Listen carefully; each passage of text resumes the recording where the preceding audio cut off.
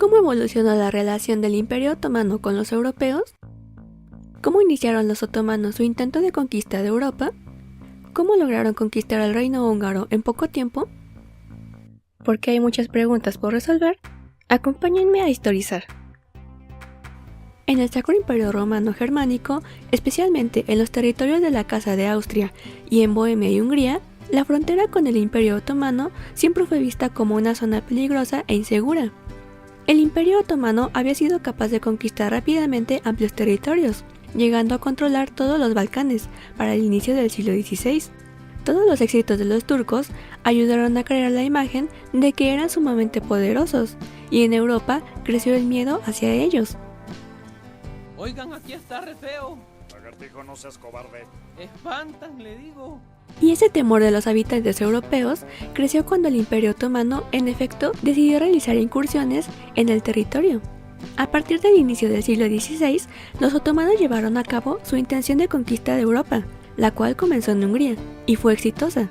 A pesar de que en el siglo XV, Hungría había surgido como una de las grandes potencias del continente.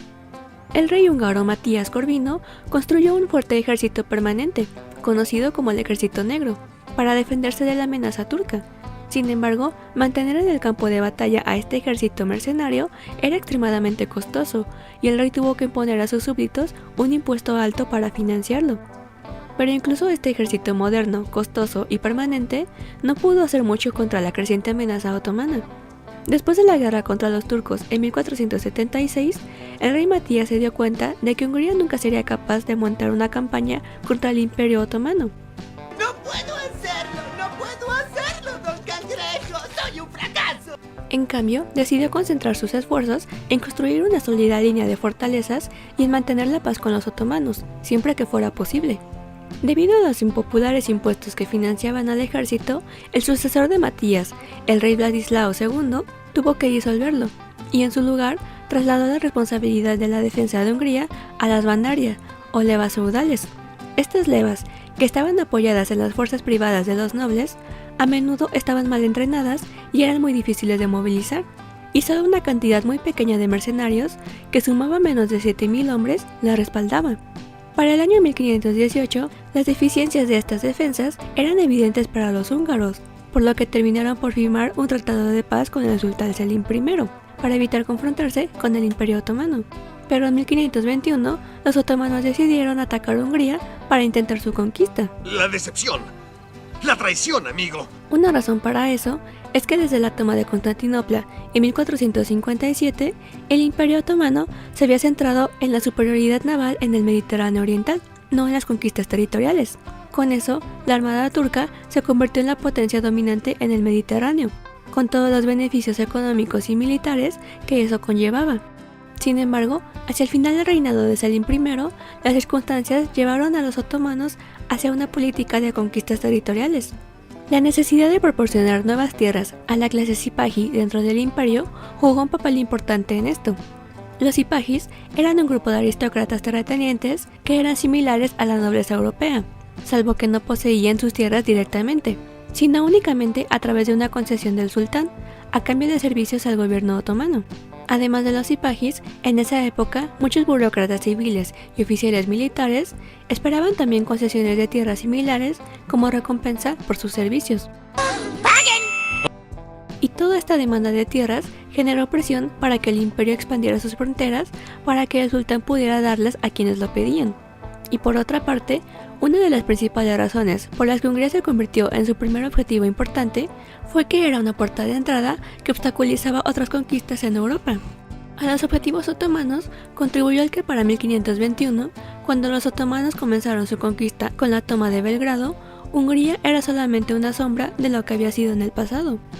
Luis II había sucedido a Vladislao, pero era un monarca débil y no pudo unificar a las diversas facciones entre los miembros de la élite húngara, y como consecuencia, Hungría perdió fuerza rápidamente, por lo que la dirigencia del reino rápidamente se dividió en tres grupos principales: la facción real, los nobles y la baja nobleza, y la burguesía urbana.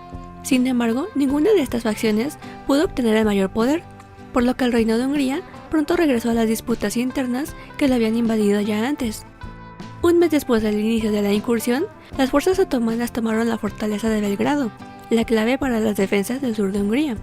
Los ejércitos del sultán consiguieron este éxito debido a las divisiones existentes en el reino húngaro. Sin nadie dispuesto o capaz de liderar la defensa contra los turcos, y sin dinero suficiente para pagar un ejército mercenario adecuado como el ejército negro, las defensas húngaras sufrieron mucho. La derrota en Belgrado sumió al reino en el caos y lo dejó expuesto al avance otomano. Y en 1526, en la batalla de Mohacs, la artillería del sultán Solimán el Magnífico aniquiló la caballería pesada húngara y acabó con la vida del rey Luis II.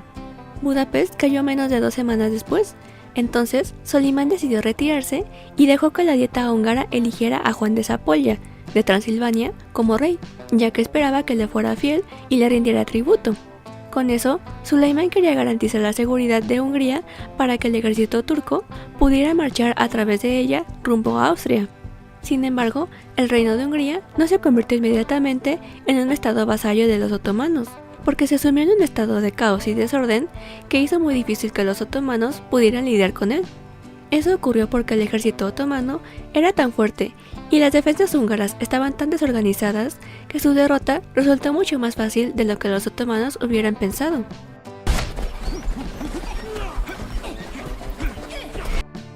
Los turcos capturaron el río Drava casi sin luchar y derrotaron a los húngaros de manera tan contundente que el reino casi se desintegró totalmente, por lo que no quedaban ya gobernantes que se entregaran al control otomano. ¡Ay, Drake sí se murió en serio! 2 meses después, una facción de nobles húngaros que se oponían a Zápolya se reunió para ofrecer el trono al archiduque austriaco Fernando, ya que era hermano de María de Hungría. Al año siguiente, Fernando expulsó a Zápolya de Budapest y tomó el control de una zona de territorio húngaro fronterizo con Austria. Pero las acciones de Fernando y las súplicas de ayuda de Juan de Zápolya hacia los otomanos provocaron una nueva incursión de Solimán en 1529. Solimán se puso que Fernando se convirtiera en rey de Hungría, porque eso llevaría al imperio de los Habsburgo a las puertas de sus dominios. En cambio, los otomanos apoyaron mucho a Juan de Zápolya. Aunque también era antiturco, estaba dispuesto a aceptar cualquier ayuda que pudiera conseguir contra Fernando. Juan les dio a los otomanos la oportunidad de sitiar Viena, con lo que Solimán decidió declarar la guerra a Fernando, y llegó a Viena con 120.000 tropas, un ataque que los austriacos apenas lograron rechazar. Pero luego de la batalla, Budapest volvió a caer en manos de los otomanos, y Zápolya fue reinstalado como rey de Hungría. Así, Solimán obtuvo lo que quería, convirtió a Hungría en un estado vasallo aliado para abrir el camino a nuevas conquistas contra los Habsburgo. Y años después, en 1541, temiendo nuevamente por la amenaza de Fernando de Habsburgo, los otomanos invadieron nuevamente Hungría. Usted no aprende, ¿verdad? Pero esta vez, el hijo de Zápolya fue enviado al este, donde fue coronado príncipe de Transilvania, y los otomanos asumieron el control de la mayor parte de Hungría, dejando a Transilvania como un estado bajo la supervisión otomana. También se anexionaron Hungría central y meridional directamente al Imperio Otomano, y convirtieron las principales ciudades del reino en centros administrativos otomanos. Se obligó a muchos comerciantes y artesanos alemanes y húngaros a evacuar las ciudades. La nobleza húngara huyó al norte, al territorio húngaro todavía controlado por los Habsburgo. De este modo, la mayor parte de lo que había sido el reino de Hungría se convirtió durante un tiempo en otra provincia del Imperio Otomano. Saludos y muchas gracias a Little God por ser miembro del canal. Gracias por tu apoyo. Gracias por ver el video de hoy. Los espero en la próxima ocasión para seguir respondiendo más preguntas históricas.